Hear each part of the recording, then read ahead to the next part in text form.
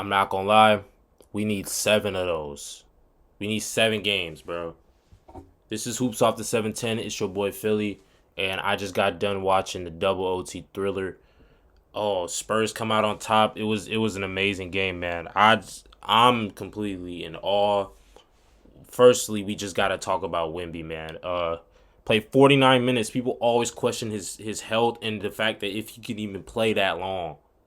Mind you, 48 minutes is an actual basketball game. I understand it's 2 OT, so he literally didn't play the whole game. But 49 minutes, he was playing under 30 minutes, and people were concerned. This is why they were playing him under 30 minutes, so he could be ready for these moments and play these amount of minutes right now. Y'all get what I'm saying? Mind you, I'm reading off his stat line: 41 points on 14 for 25 shooting, hit 1 3, and that 3 was literally a 28-footer that looked like the Steph Curry one that we saw in like 2016, bro. I couldn't believe it. I genuinely couldn't believe it. Plus 24 rebounds. Only 3 turnovers. 3 blocks. Man, a plus 16. Hey, bro. I don't know what else to say, man. That was an amazing game. From both teams. As we know, SGA got the MVP this year, I think he deserved it. That was my winner. If you guys saw my award video, that was my prediction. I thought that he was going to win. So this is the first game that they had since he's gotten the award, and this wasn't his best game. I mean, he had 24 and 12, but it didn't really feel like he had 24 on 23 shots. You feel me? So take that as you will. He didn't really have a great game, but he made some clutch buckets in the fourth, man. Quick little flush dunk, I think it was.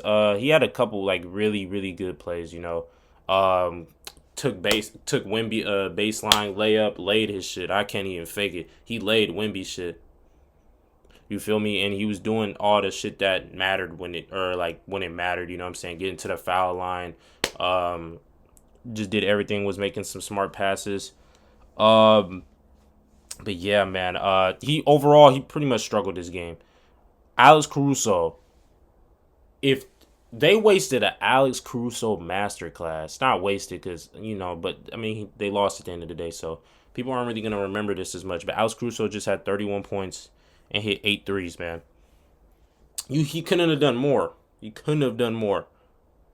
If they won, he gets game ball for sure. That was just fucking nuts, man. Like, shout out Alex Caruso. He was balling out there. Making the defense pay. They were just leaving him open. So shit, he hit 8 threes, and he had some amazing defensive stops. Like, it was genuinely insane. A couple of them on Stephon Castle, got the block behind him. It was crazy. Like, so shout out Alex Caruso. Trying to think.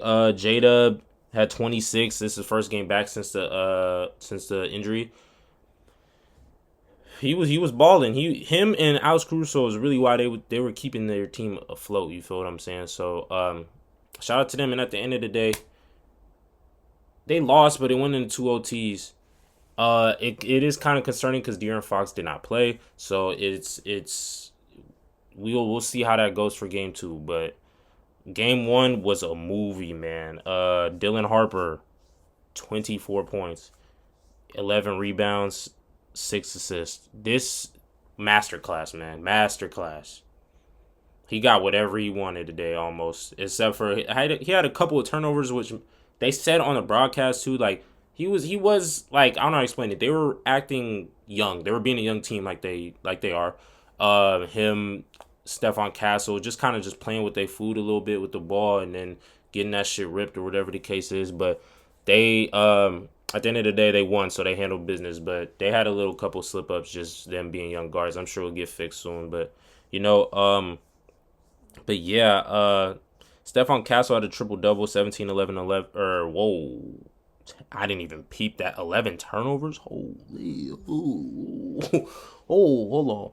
But yeah, Keldon Johnson had some good minutes off the bench. Shout out Devin Vassell, man, because without him, I don't know if they'd be winning these games because he hits timely buckets, time after time. Whenever they need it, it was a couple times. OKC is storming back, hit a couple shots, and Devin Vassell comes down, hits the corner 3. I'm like, hey, bro, Like whenever I feel like he's the guy. Whenever they need a bucket and Wemby can't really get shit going, or Stephon Castle can't really get shit going, Dylan Harper, whatever the case is, I feel like Devin Vassell is the one. He's like, yo, I'm taking this shot and I'm gonna make this shot. We saw it in the Timberwolves series.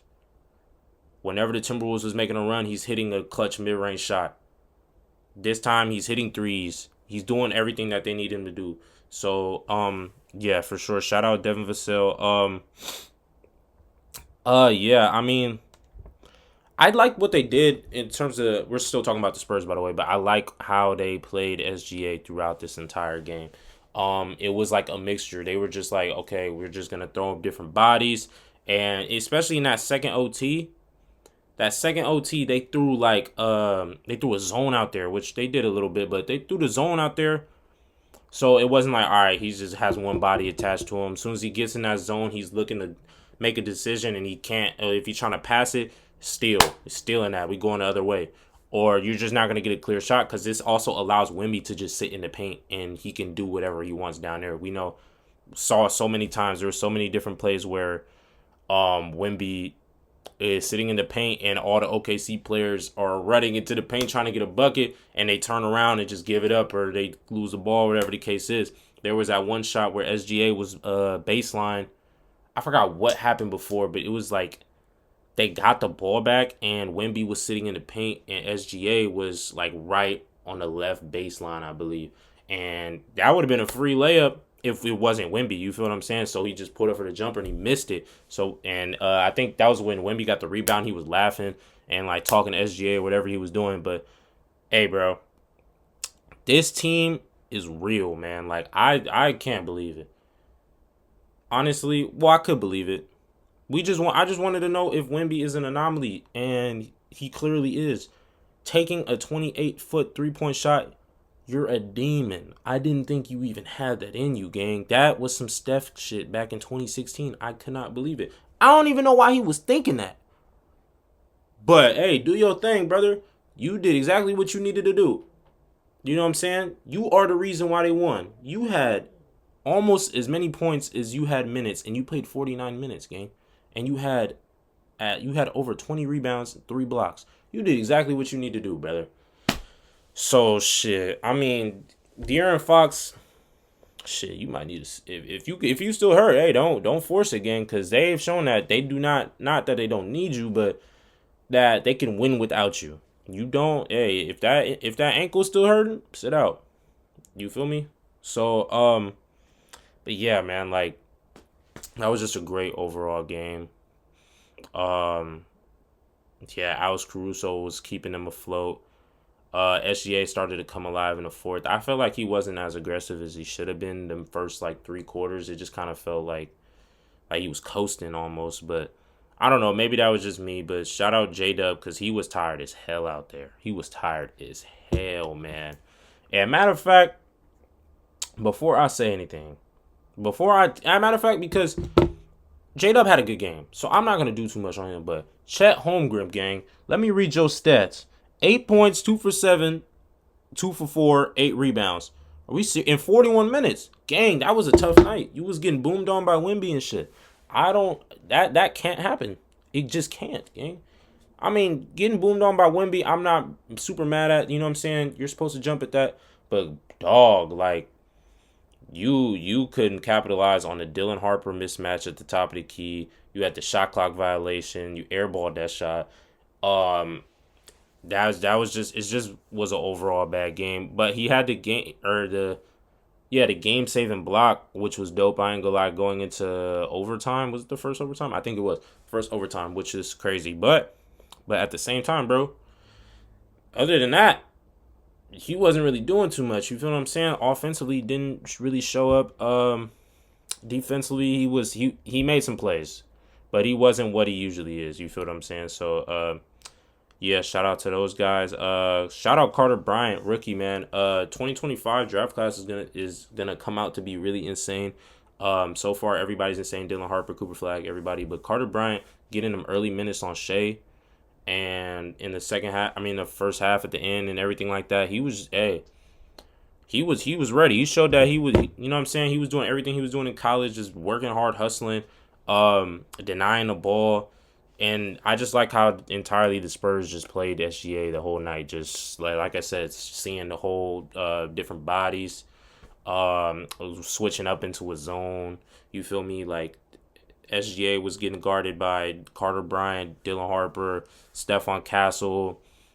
Just seeing different coverages, and honestly, that's what you're gonna have to do if you want to win, you know. And De'Aaron Fox has to buy in when he gets back from the injury. But yeah, that was an amazing game one. Spurs stole game one. You know what I'm saying? So now at the end of the day, even if they lose game two, you're still up because if you go home and win both those games, you're up 3-1.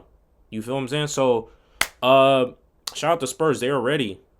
They have shown that the age does not matter in this situation. They have been balling. I can't even fake it. You know what I'm saying? So, shout out those guys and can't wait for game two. And I will see y'all later in the week for Cavs and Knicks game one. So I am Philly. This is Hoops Off the 710. I'll see y'all later. I'm out.